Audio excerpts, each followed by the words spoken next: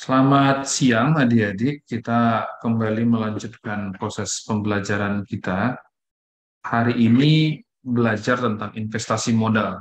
Ini terkait dengan dua bab sebelumnya yang sudah kita pelajari, yaitu sewaktu belajar nilai waktu dari uang, dan juga minggu lalu ketika belajar tentang risiko dan tingkat pengembalian.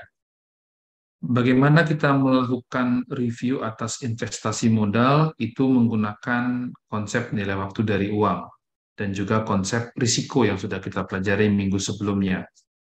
Apa yang dimaksud dengan investasi modal? Itu yang pertama harus kita jawab sebelum kita memasuki proses pembelajaran ini.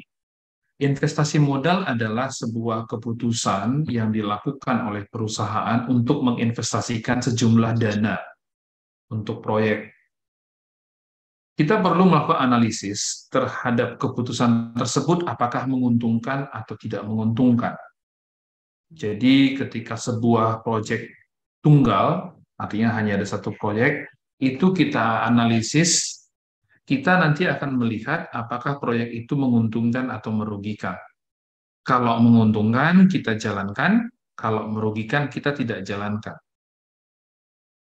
Bagaimana proyek itu menguntungkan atau merugikan, nanti kita akan lihat. Ada beberapa teknik untuk mereview apakah sebuah proyek menguntungkan atau tidak.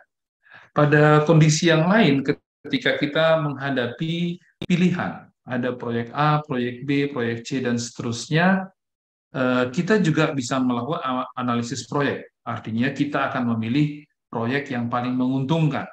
Kalau masih ada dana kita bisa memilih lebih dari satu proyek. Jadi proyek A untungnya sekian besar, proyek kedua yang juga masih menguntungkan tetapi lebih kecil, bisa juga kita pilih kalau dana kita untuk menjalankan proyeknya masih ada. Tetapi kalau dananya terbatas, kita mungkin hanya memilih satu buah proyek dari antara beberapa proyek yang mungkin. Ya, jadi ada dua kemungkinan kita menggunakan teknik ini. Yang pertama tadi, kalau misalnya cuma proyek tunggal, selama dia menguntungkan kita ambil. Kalau rugi kita tidak ambil. Kalau kita menganalisis beberapa proyek, maka kita ambil urutannya dari yang paling menguntungkan. Kalau masih ada dana, kita ambil proyek kedua yang menguntungkan. Kalau masih lagi ada dana, kita ambil proyek ketiga. Selama dia masih menguntungkan. Bagian awal dari bahan kuliah yang ada di kalian boleh kalian baca nanti. Tadi sebenarnya secara garis besar saya sudah membuka di depan tentang bagian awal ini. Lalu kemudian kita masuk ke bagian ini. Adik-adik, yang pertama kita harus pahami ketika kita melakukan investasi modal adalah sesungguhnya pekerjaan utamanya adalah memperkirakan arus kas.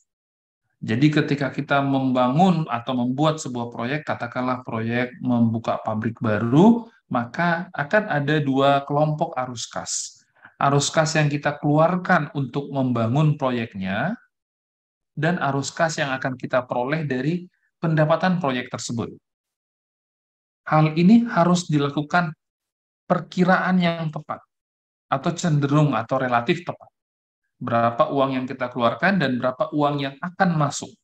Karena dari hal itulah kita nanti bisa melakukan evaluasi apakah proyeknya menguntungkan atau merugikan.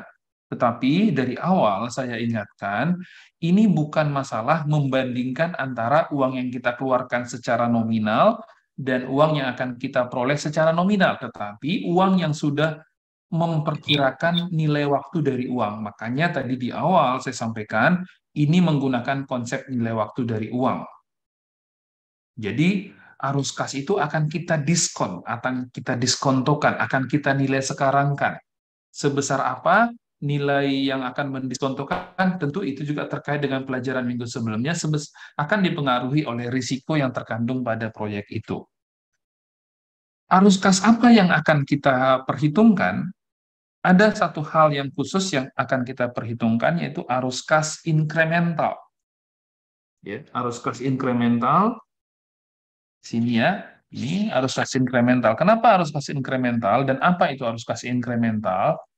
Ini adalah arus kas inkremental tidak menghitung arus kas dari sebuah proyek baru secara individual. Jadi dia bukan hanya melihat Apakah misalnya kita meluncurkan sebuah eh, produk minuman yang baru gitu ya, tetapi dampak proyek tersebut bagi perusahaan secara keseluruhan. Keputusan perusahaan untuk meluncurkan produk baru dapat saja akan menguntungkan jika kita analisis dari proyek tersebut secara terpisah. Namun bagi perusahaan secara keseluruhan, peluncuran produk tersebut belum tentu menguntungkan. Saya kasih contoh begini. Tentu kita mengenal atau mungkin pernah menikmati Fanta Lemon, Fanta yang warnanya hijau. Nah, waktu misalnya kita lakukan analisis apakah meluncurkan proyek Fanta Lemon menguntungkan atau tidak, jika kita lihat dari keuntungan Fanta Lemonnya, bisa saja itu menguntungkan. Artinya, kita bandingkan pendapatan dari Fanta Lemon dibandingkan dengan beban atau biaya yang dibutuhkan untuk memproduksi Fanta Lemon. Menguntungkan hasilnya. Namun, arus kas incremental tidak berhenti sampai di sana. Jika orang membeli Fanta Lemon adalah sehingga dia tidak jadi membeli Fanta merah, artinya tadinya dia adalah peminum Fanta merah, tapi karena beli Fanta Lemon dia nggak jadi beli Fanta merah, maka bagi perusahaan itu sebenarnya seperti kanibalisme. Jadi secara incremental arus kasnya harus dilihat, oke, bertumbuh dari Fanta Lemon, tapi dia mengurangi dari Fanta merah. Jadi bagi perusahaan, kita harus melihat selisih naiknya Fanta Lemon dan berkurangnya penjualan Fanta Merah itu dilihat secara keseluruhan apakah masih positif bagi perusahaan atau tidak. Itu yang disebut dengan arus kas incremental. Oke, jadi itu harus dilihat secara dampak keseluruhan bagi perusahaan. Beberapa hal lain yang perlu saya garis bawahi, nanti mohon dibaca dengan baik-baik tiap poin ini. Saya akan eh, membuat secara cepat penjelasannya secara ringkas. Pertama, ketika kita memperkirakan arus kas, beberapa hal berikut harus kita perhatikan. Arus kas yang digunakan adalah arus kas setelah pajak, karena arus kas tersebut yang nyata diperoleh oleh pemilik perusahaan. Jadi kita harus melihat arus kas yang kita lihat adalah arus kas setelah pajak. Jadi kita mempertimbangkan kalau ada penghematan, maka penghematannya itu akan membuat pajak penghasilan meningkat. Karena kan kalau terjadi penghematan, maka beban nanti berkurang, maka laba bersih eh, itu laba akan naik sehingga laba yang kita bayarkan sebagai pajak itu akan naik. Nah, maka yang kita lihat adalah arus kas setelah dipotong pajak.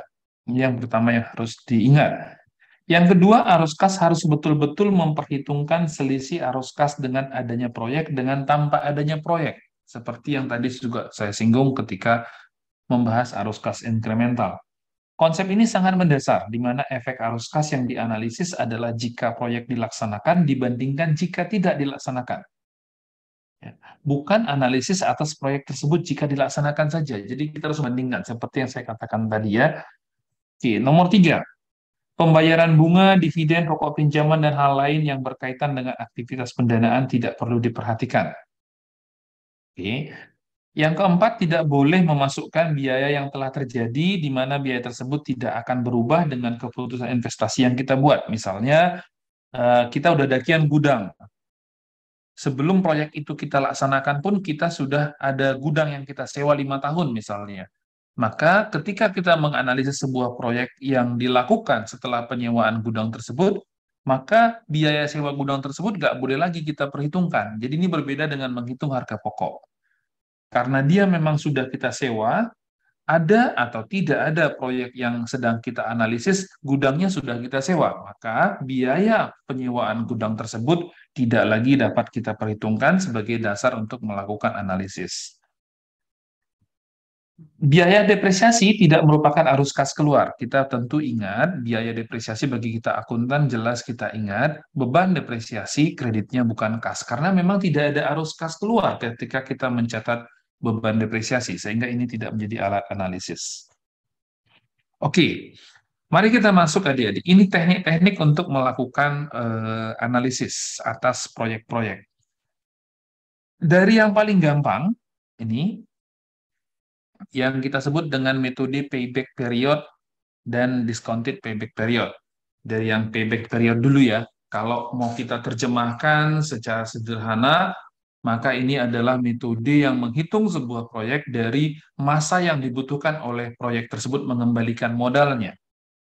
Mari kita lihat contoh 61. PT Sanobar menganalisis pembelian sebuah mesin senilai 10 juta dan arus kas diperlihatkan dalam tabel berikut. Jadi ini eh, sebuah mesin. Ini proyeknya tunggal. Kita tidak memilih, tapi menganalisis saja sebuah proyek. Perhatikan adik-adik di sini, di tahun awal atau tahun nol atau initial developnya ketika didirikan, itu keluar uang 10 juta. Ini sebenarnya agak berlebihan, udah dikurung, dikasih minus, ini salah ya. Keluar uang 10 juta di awal.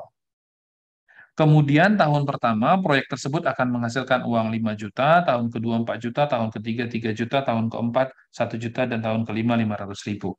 Di sebelahnya arus kas kumulatif kita bisa melihat, maka di tahun pertama, di awal sekali dia masih minus 10 juta, di tahun kedua karena proyek itu sudah menghasilkan uang 5 juta, maka secara akumulatif proyek ini masih defisit 5 juta. Di tahun kedua dia menghasilkan 4 juta, maka secara akumulatif proyek ini tinggal defisit 1 juta. Di tahun ketiga dapat 3 juta, maka di tahun ketiga proyek ini sudah surplus 2 juta. Gitu ya. Jadi di tahun kedua lebih sedikit dia sudah balik modal. Tentu hal ini mengandung masalah. Seperti yang sudah saya sampaikan di awal, uang itu harus kita diskontokan. Kalau di sini jelas terlihat uangnya kan diperlakukan sama. Uang yang diperoleh tahun pertama, tahun kedua, tahun ketiga, kita perlakukan sama, nilai nominalnya tetap dipertahankan, tidak didiskontokan. Sehingga secara mendasar, analisis dengan cara seperti ini tidak lagi layak karena tidak memenuhi konsep-konsep dasar keuangan yang rasional. Itu ya, tapi sebagai pengantar ini kita pahami dulu. Intinya proyek ini akan balik modal 2/3 tahun lah ya. Kalau kita anggap kan 3 juta di tahun ketiga, sementara di tahun ketiga kita tinggal butuh 1 juta lagi untuk balik modal. Maka itu dianggap 1/3 tahun di tahun ketiga itu sudah balik modal, sehingga payback period dari proyek ini bisa kita anggap 2/3 tahun. Oke, seperti yang saya sampaikan tadi, proyek ini bermasalah secara konseptual sehingga dicoba diperbaiki dengan metode payback period seperti ini. Di metode payback period, arus kasnya sama kan? Ya, tapi dia kita NPV-kan, kita nilai sekarangkan. Nanti adik-adik pelajari atau pastikan bisa menghitung ini pakai kalkulator keuangan yang sudah pernah saya kasih. 5 juta ini kita nilai sekarangkan, ini pakai berapa persen ya? Sebentar, tadi saya nggak baca di atas, lihat dulu ya. Ini pakai, sebentar, lihat dulu, harusnya sekitar 10% ya. Benar. Ya, 10% ya. Tingkat bunga yang digunakan adalah 10% ini. Ya. Jadi tingkat diskontonya 10%. Oke. Nah, sekarang kita akan menilai sekarang kan arus kas itu pada tingkat 10% ini. Jadi kalau ini kita nilai sekarang kan di tingkat 10%, N-nya 1, R-nya 10, ini dinilai sekarang kan akan jadi 4.545. 4 juta ini N-nya 2, R-nya tetap 10, ini menjadi 3.305. 3 juta ini R-nya tetap 10, N-nya 3, ini akan menjadi 2.253. Nanti pergunakan pelajaran kita 2 minggu yang lalu untuk menghitung dari mana angka ini dapat. Sehingga ketika kita menghitung arus kas kumulatifnya, 10 jutanya ini tidak lagi dikurangi 5 juta yang tadi ini. Ini. Ya, jadi arus kas kumulatif tidak menyilangkan antara ini ke sini, tapi antara ini ke sini.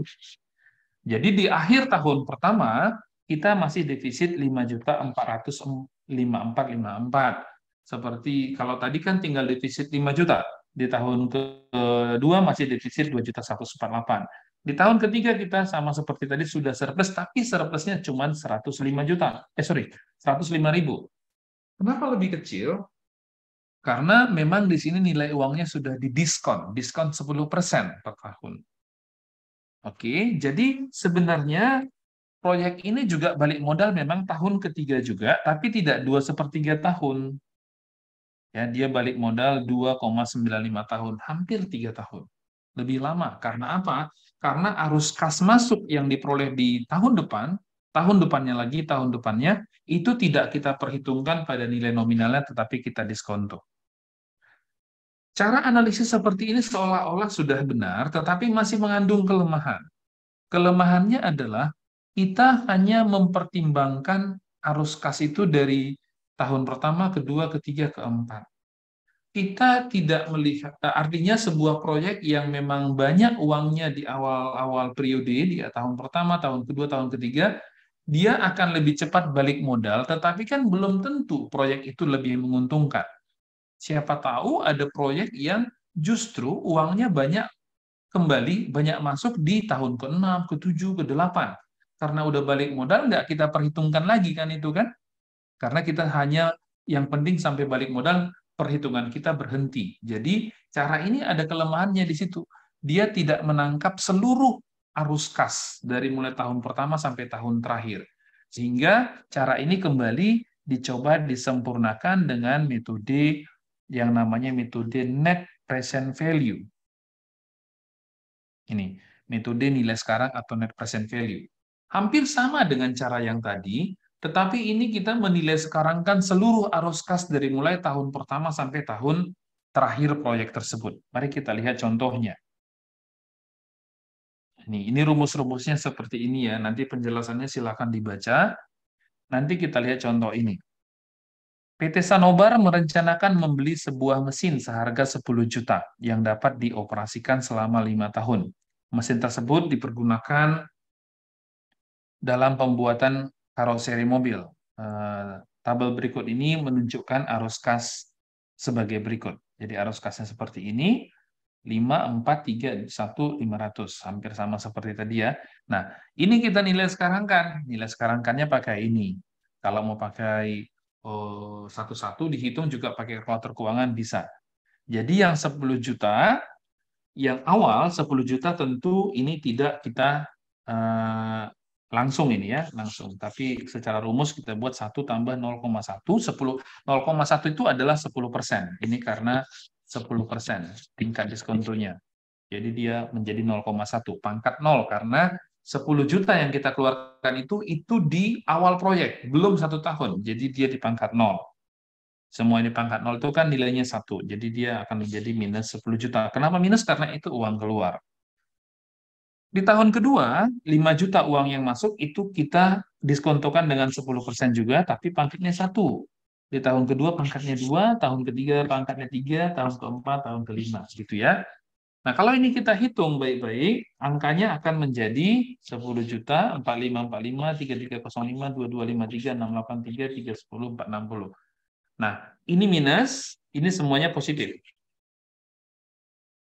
Jadi nanti hasilnya adalah 1.098.719. 10. 10. Apa artinya? Artinya adalah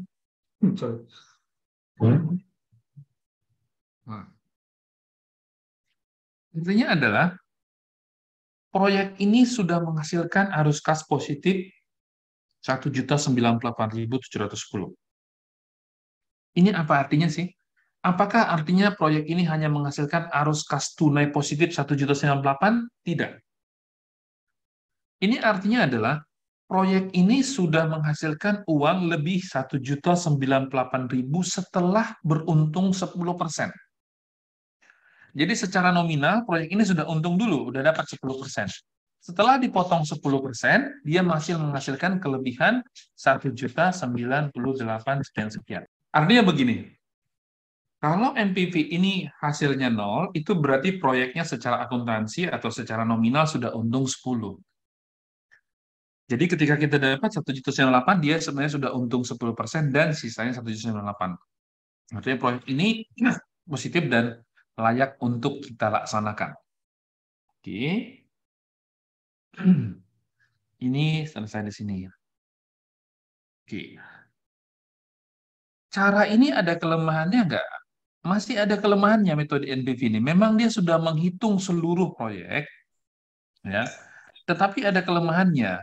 Proyek yang menghasilkan uang lebih banyak di awal-awal cenderung akan lebih dipilih oleh cara ini. Apakah cara ini punya kelemahan lagi? Ada. Kelemahan dari cara NPV adalah proyek ini akan cenderung memilih proyek yang nilainya besar karena ini kan mainnya kita nominalkan, nominal yang kita diskonto. Jadi proyek-proyek yang nilainya besar itu cenderung NPV-nya akan besar secara rupiah. Tetapi secara persentase keuntungan bisa saja proyek-proyek yang nilainya kecil lebih tinggi. Misalnya gini, proyeknya itu nilai yang dibutuhkan untuk membangun proyeknya 10 juta. Dan tahun depan dia langsung dapat, oh, atau dalam 3 tahun dia dapat untung masing-masing 5 juta, 5 juta, 5 juta. Berarti 15 kan dapatnya kan. Nah, bandingkan dengan sebuah proyek yang nilai 100 juta, tapi tahun depan dia dapat untung 30, 30, 4, 30, 40, 40, 40 gitulah. Anggap ya, 40, 40, 40. Jadi 120 kan? Ya, saya coret sini proyek A misalnya, atau di bawah mungkin ada ya, saya coba lihat ya. Nah, ini proyek ini kan ada gini ya. Ada dua buah proyek, proyek X dan proyek Y. Ya. Proyek X 10 juta, proyek Y nilainya 100 juta. Kalau kita lihat di sini, kalau kita di NPV kan ini, pasti proyek Y akan terpilih karena memang dia main di angka besar. Tetapi kalau kita lihat, ini bisa jadi proyek X lebih menguntungkan secara persentase. Sehingga kita harus mempertimbangkan juga cara analisis proyek yang lain. Cara apa? Ini yang dimaksud dengan cara menggunakan, sorry, bentar.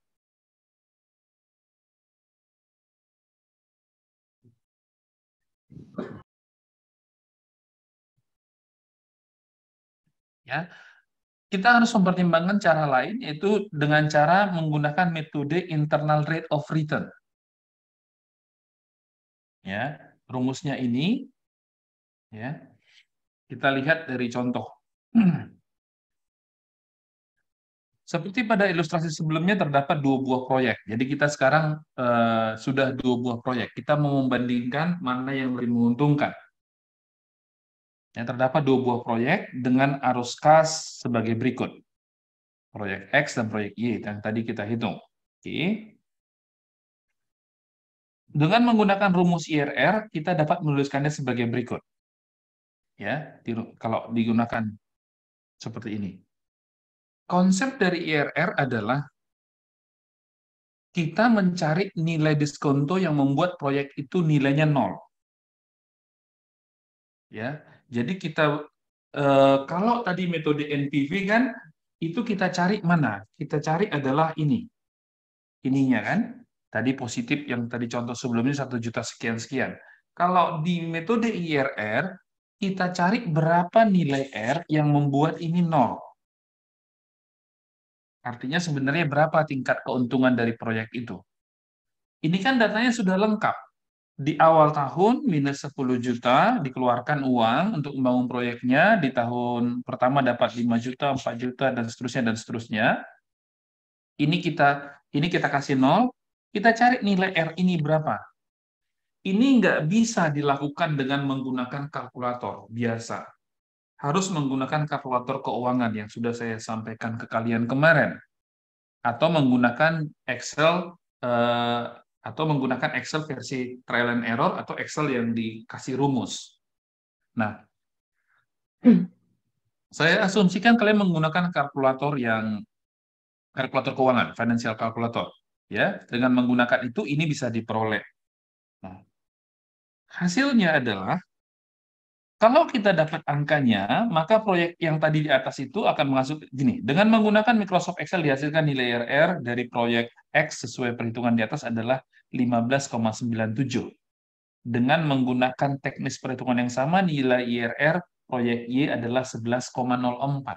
Jadi proyek ini ternyata memberikan nilai yang lebih kecil. Artinya apa? Proyek X ini nilai tingkat return-nya ini 15,97. Kalau Y 11,04. Cara menganalisisnya gimana? Kalau kita mau sekedar memilih mana yang lebih menguntungkan secara persentase keuntungan, tentu di sini adalah proyek X karena dia memberikan 15,97. Sementara proyek E cuma 11,04. Maka kalau kita posisinya adalah memilih, maka kita akan memilih proyek X. Kalau posisi kita adalah hanya memilih satu, proyek X. Kalau memilih dua, apakah proyek Y akan kita pilih? Tergantung. Kalau kalian meminjam, kalau kita meminjam uang untuk membangun proyek ini dengan dengan biaya pinjaman 12%, maka proyek Y sudah rugi.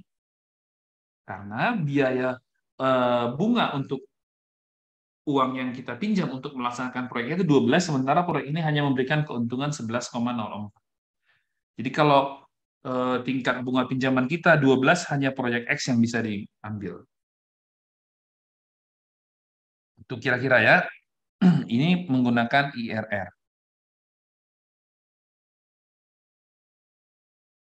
Oke. Kemudian, apakah masih ada kekurangannya? Masih ada kekurangannya. Kita lihat metode berikutnya disebut dengan metode profitability index. Metode ini sebenarnya sejalan dengan present value, ya, net present value, tetapi menggunakan rasio. Jadi kita rasiokan kalau net present value kan antara uang keluar dengan uang yang masuk itu sejajar, tidak ada atas bawah. Kalau ini uang keluar dan uang masuknya kita bedakan.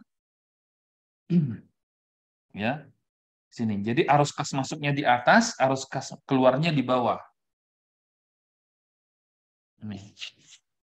Ini untuk membanding, ini sebenarnya supaya agak mirip dikit dengan IRR, tetapi dia menggunakan perbandingan antara uang masuk dengan uang keluarnya. Oke, mari kita lihat gimana cara dia mengerjakannya. Kan hampir sama ya dengan metode net present value, cuman di sini arus kasnya dibuat atas dan bawah. Jadi dengan menggunakan data yang tadi, ini kita hitung. Ya.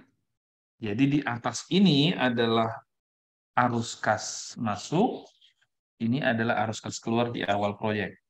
Sehingga dapatlah dia rasio 1,1098. Artinya proyek ini yang tetap menguntungkan sekitar 10,98.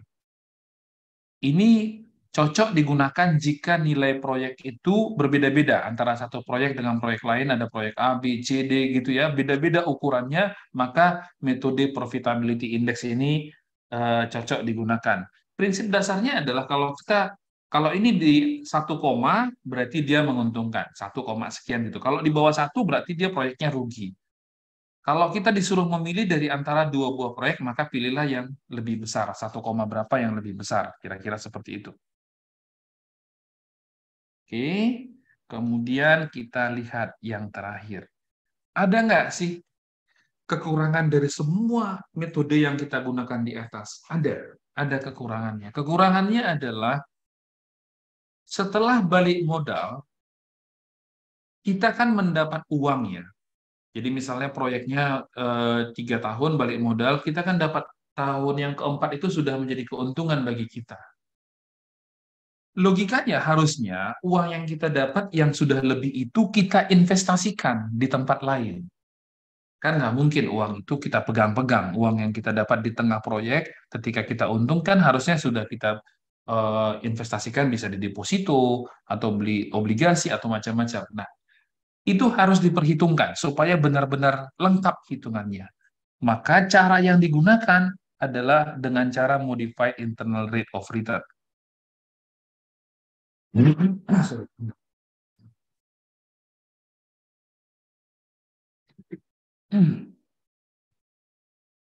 Cara ini memperhitungkan uang yang diperoleh setelah proyeknya balik modal itu kemudian diinvestasikan di tempat lain dengan tingkat pengembalian tertentu.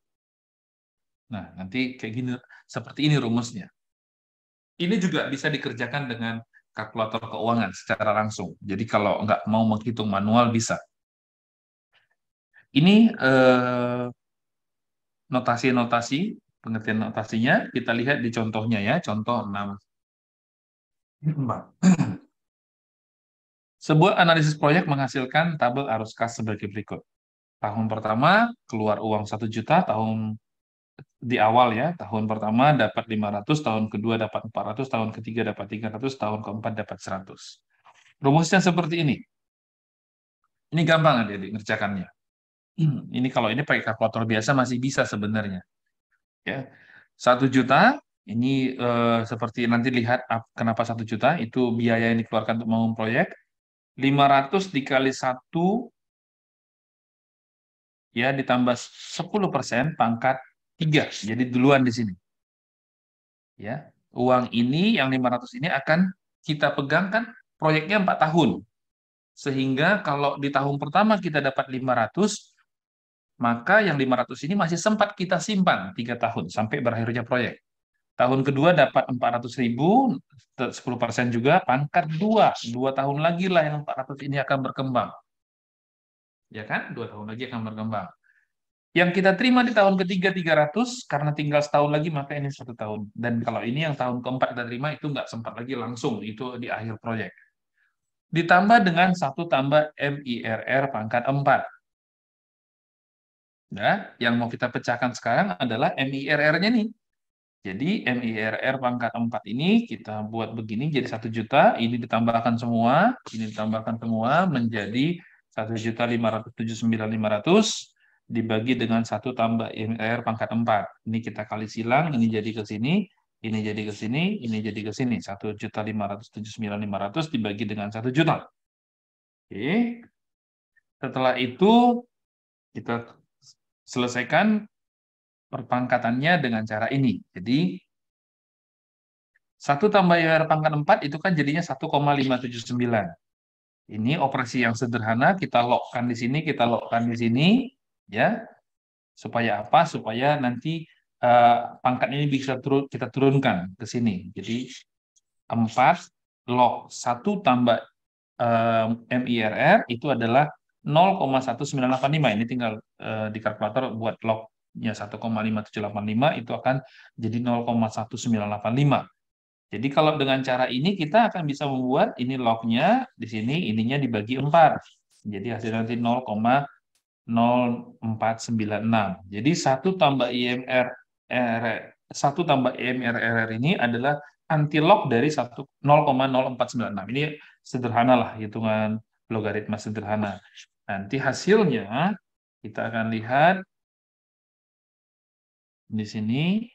Ya, 1 tambah IMR itu adalah 1,12098 ya setelah kita antilogkan, maka MIRR-nya berapa? MIRR-nya adalah 12, MIRR-nya berapa? 12,1%. Artinya proyek ini memberikan keuntungan 12,1% dengan asumsi uang yang dihasilkan di tengah proyek itu direinvest sampai proyeknya berakhir.